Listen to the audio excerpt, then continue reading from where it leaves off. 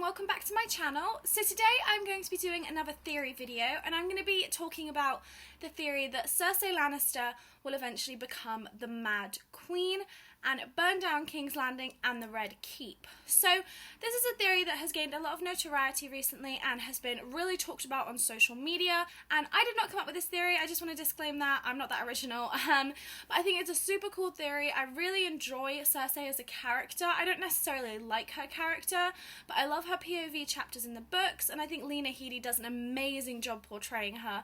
So I really like her storylines and her character arc. Maybe like character spiral instead, actually. Anyway, I really wanted to talk about this theory today. I'm going to talk a little bit about where Cersei is now, and then kind of talk about her development and her arc that could lead to this idea that she'll become the Mad Queen. I think it's a super cool theory, and I think it would be amazing if this is how her storyline played out, because it'd be very Cersei, and I'll kind of show you some evidence to back this theory up and kind of try and justify it with my own reasoning. But yeah, let's just jump right in. If you do enjoy this video, please give it a thumbs up and subscribe. And as always, if you have any questions, comments, requests, or theories of your own regarding Cersei, do comment below. Okay, so at the moment, Cersei is in a really bad place. We can see this on the show. She has no allies left in King's Landing, she's very alone, and she's really fighting a battle that I don't think she can win. You know, Sir Kevan Lannister, the Hand of the King, is against her. Tommen, the king, has been completely turned against her by the Faith. The Faith have no love for her, the small folk no longer respect her. Jaime is currently in Riverrun, her other two children are dead, Tywin's dead, Tyrion, even though she didn't like him, did give her good advice and she sent him away, or tried to have him executed, you know what I mean? She's alone. She has Qyburn, who is her Master of Whispers, and then she has Sir Robert Strong, who is just her bodyguard. She doesn't really have any political friends. She really doesn't have any political power left. She isn't really a player in the game anymore because she has been stripped of all that power. Olenna Tyrell said it perfectly. You know, she said, look, you've lost. You have no one to back you up in this fight against the Faith. You have no one who can help you win. And she was right. The Faith are becoming more and more the power players in King's Landing. They've exerted control over Tommen. They think they've exerted control over Marjorie. They've got rid of Olenna. They've got rid of Jaime. Sir Kevan isn't standing up to them. They are very much so the people in charge. And Cersei knows this, but there's nothing she can do about it.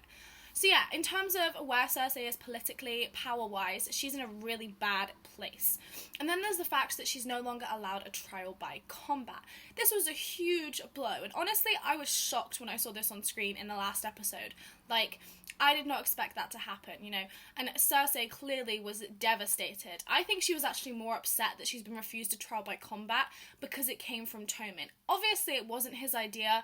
It's clear the Faith orchestrated this so that Cersei would have to sit a trial by 7, but I felt so bad for this, like, character when on screen, just her expression when Tommen said that she couldn't have a trial by combat was almost like a little bit heartbreaking, because the Faith have turned her last son away from her, and it's kind of sad. But yeah, basically, Cersei is no longer allowed a trial by combat. She can't just get through on Sir Robert Strong's strength. Instead, she has to sit a trial by 7, so she'll be tried by 7 septons on the charges of regicide and incest.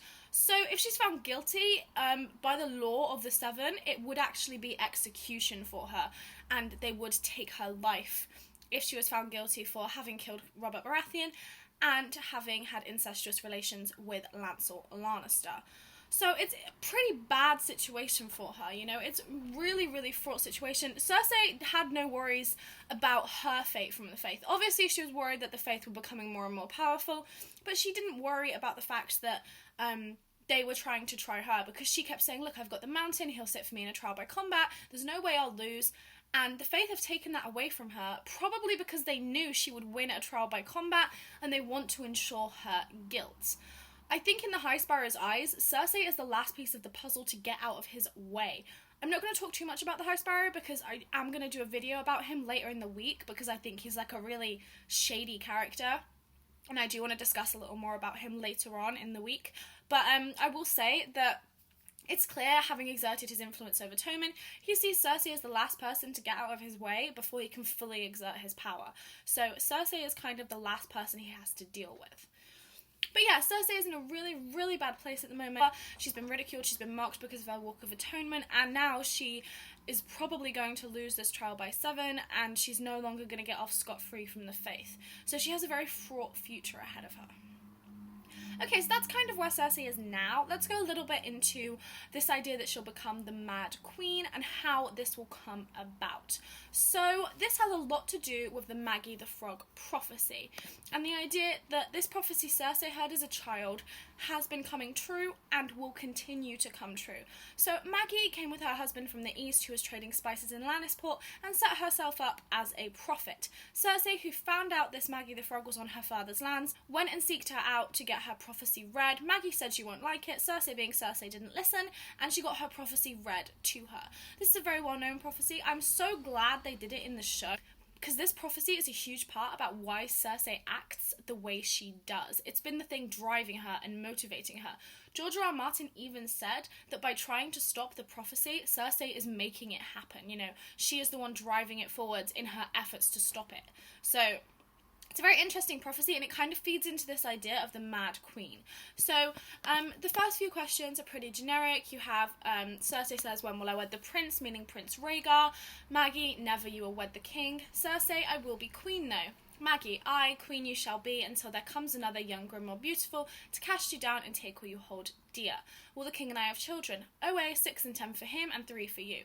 So far, all of this has come true. You know, she didn't wed Prince Rhaegar as she thought she would. Instead, she wedded King Robert Baratheon. Then she became queen, and then another queen came over to cast her down. Now, there was a lot of debate about who this queen was a few years ago before the show kind of kept going, and honestly, I am now inclined to believe this beautiful queen is Marjorie. It seems to be making more and more sense. Marjorie is now queen, not Cersei. She is the one who turned Tommen away from Cersei, and Cersei thinks she's in line with the faith, so I would say she is the more beautiful queen, rather than someone like Sansa or Daenerys. And then, will the king and I have children? Yeah, so Robert Baratheon had 6 and 10, 16 children, bastards, and Cersei had 3 born children sired by Jaime. So far, all of that of the prophecy has come true. You know, so Maggie clearly knows what she's talking about. She clearly has some power that allows her to see in the future, and this is only further backed up by the prophecy she told Cersei's friend, who was with her at the time.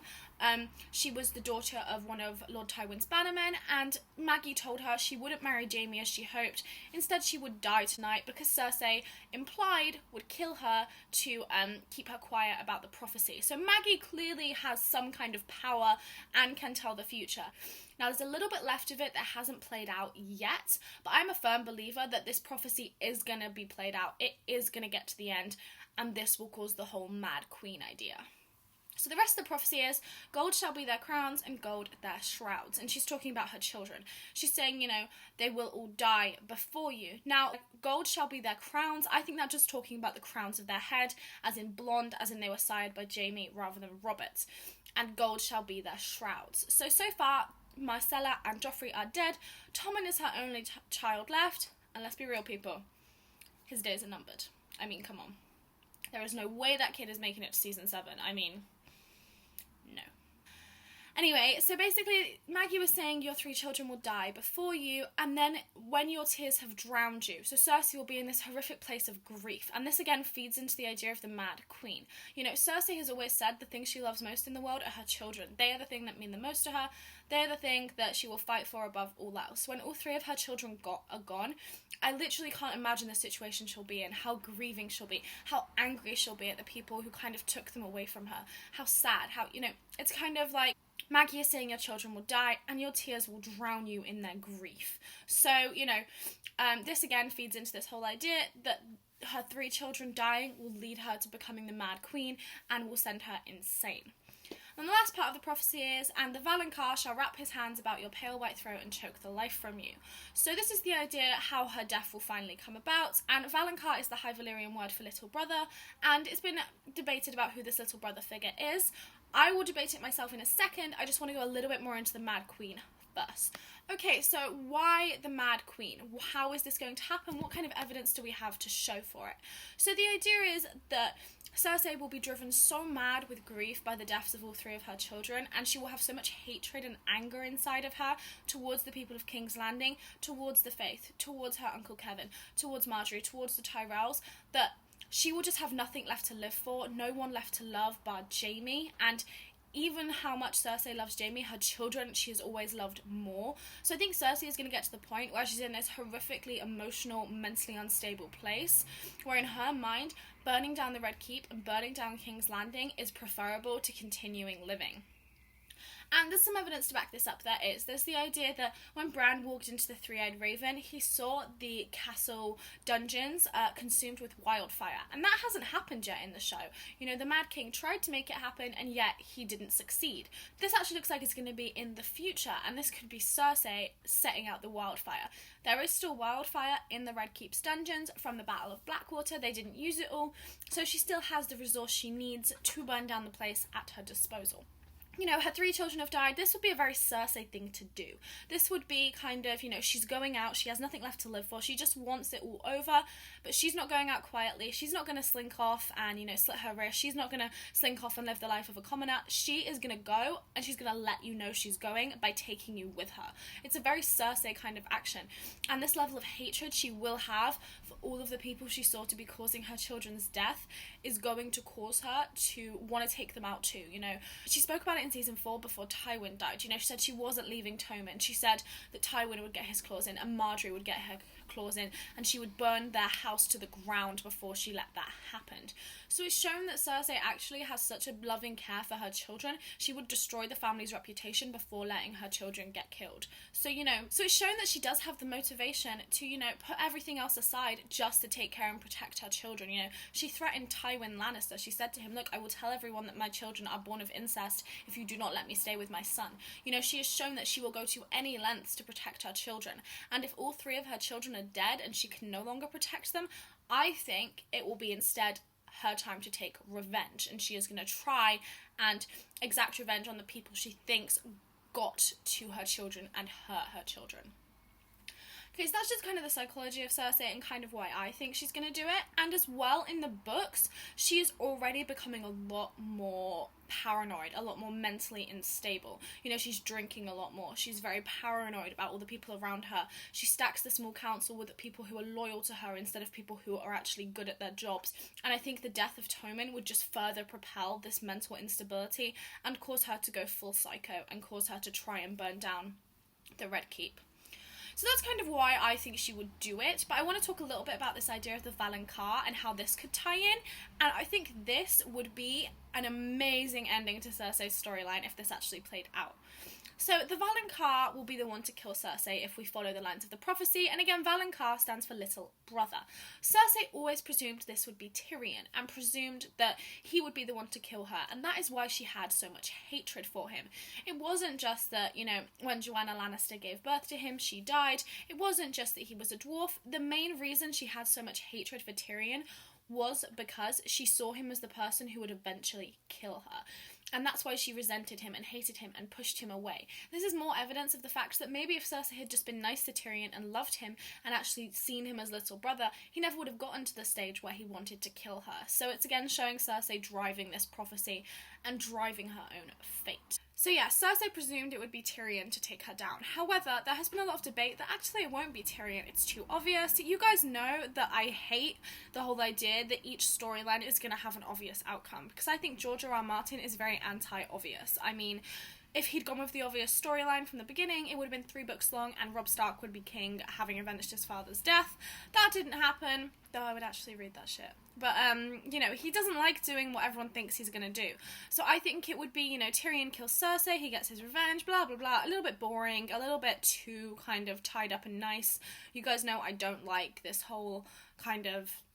I like things to be different. I like things to have a twist. That is what drew me into the Game of Thrones world to start off with. So I think Tyrion doing it is just too simple. Anyway, so I think the Valonqar, and again, this isn't my original theory, a lot of people have been talking this, that Jaime could be the Valonqar, and Jaime could be the one to kill Cersei. He is younger than her, he is her little brother, he came out holding her ankle, so even though they are twins, he is younger than her. So I think the idea is that Jaime would actually be the one to kill Cersei and fulfill this role of the Valonqar, and this would also involve the idea of the Mad Queen. So the idea would be that Jaime, you know, would come full circle and do to Cersei what he had to do to the Mad King. So Cersei is driven mad with grief and she decides, you know, she has so much hatred for everyone in King's Landing, she is going to take everyone out with her when she goes. Jaime had this situation before with the Mad King. When the Mad King tried to set fire to King's Landing and the Red Keep, Jaime stabbed him in the back, taking a huge hit to his reputation, and thereon being known as Kingslayer to save the people of the city. And also to save his father and the Lannister army and everything. So the idea is that Cersei will try and burn down the city, and Jaime will be the one to stop her. And it will kind of fully complete his character arc. So, you know, he lost a lot of honour, kind of stabbing the Mad King. He was an arrogant bastard. He lost his hand, was humbled. And then he fell out of love with Cersei, but eventually took her life to save the people. I'm talking about Jaime falling out of love with Cersei. In the books, Jaime doesn't love Cersei anymore. He's very against her. I don't know why they're not doing that in the show. Maybe they're doing it to extra dramatise the idea that he'll be the one to take her out. You know, not necessarily that he hates her, but taking her out to stop her killing hundreds of people and, you know, kind of sacrificing his love for her just to ensure the people's safety would be a very redeemable thing for Jaime to do. It would truly show how much he values his honour. So I think that'd be a really, really cool thing to happen. You know, Cersei's trying to burn down the place. Jaime comes and chokes the life out of her as the Valonqar and kills Cersei before she can burn down King's Landing. Again, it would kind of be like a repeat of what happened with the Mad King, and I think that might be why they're showing us the Mad King flashbacks this season. They had no reason to show them to us other than they're pretty cinematically cool, but they did show them to us. They showed Jaime stabbing the Mad King before he could, you know, get the cries of burn them all out there, before he could make them actually burn down King's Landing.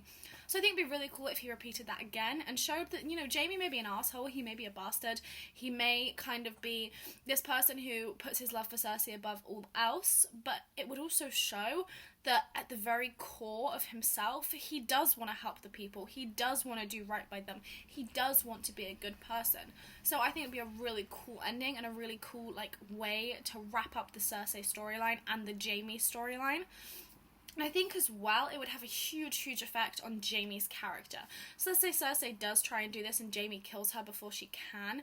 Like, what would that mean for Jaime? Would he kill himself so to be with her? Would he be extremely grieved? Would it send him mad? You know, it's kind of very tricky to say how that would affect Jaime's character. And again, I love this whole idea that Cersei will become the Mad Queen and will just be eventually so consumed by grief that she's thinking, I'm gonna go, but I'm taking the people I hate and the people who, you know, were responsible for my children's death with me.